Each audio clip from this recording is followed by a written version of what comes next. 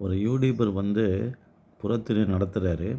புறத்திணையில் பார்த்தீங்கன்னாக்கா, பொதுவியல், கைக்கிளை, பெருந்திணை 3ம் நடத்துகிறாரு. நடத்துறதுனால தப்பு இல்லை. யாருனாலும் யூடியூப்பில் நடத்தலாம். ஆனால் அது தவறு இல்லாமல் நடத்தணும். ஏன்னா அவர் எழுதி வைத்திருக்கிறார் ஒரு போர்டில். அதில் பார்த்தீங்கன்னா, அந்த திணை அப்படிங்கிறது வந்து 2 சுழி நை. அதாவது ரன்னகரத்தை போடுறார். ரன்னகரம் அப்படின்னாக்கா அது விதமான சாப்பிடக்கூடிய ஒரு உணவு திணை அப்படிங்கிறது. டன்னகரம் போடணும். திணை அப்படின்னு திணை போடணும். திணை அப்படின்னா ஒழுக்கம் அப்படின்னு பேர். ஒழுக்கம் அப்படின்னு அர்த்தம். அகத்திணைனா அக ஒழுக்கம், புறத்திணைனா புற ஒழுக்கம். அந்த 2 சுழி நை போட்டு அவர் நடத்துகிறார். அதுக்கு பல பேர் லைக் போட்டிருக்காங்க. தவறு இல்லை.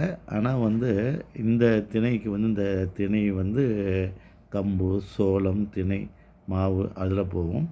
நம்ம வந்து டன்னகரம் அந்த 3 சுழி நை போட்டால் தான் அது அகத்திணை, புறத்திணை அப்படின்னு வரும் அப்படிங்கிறத நம்ம தெரிஞ்சுக்கணும்.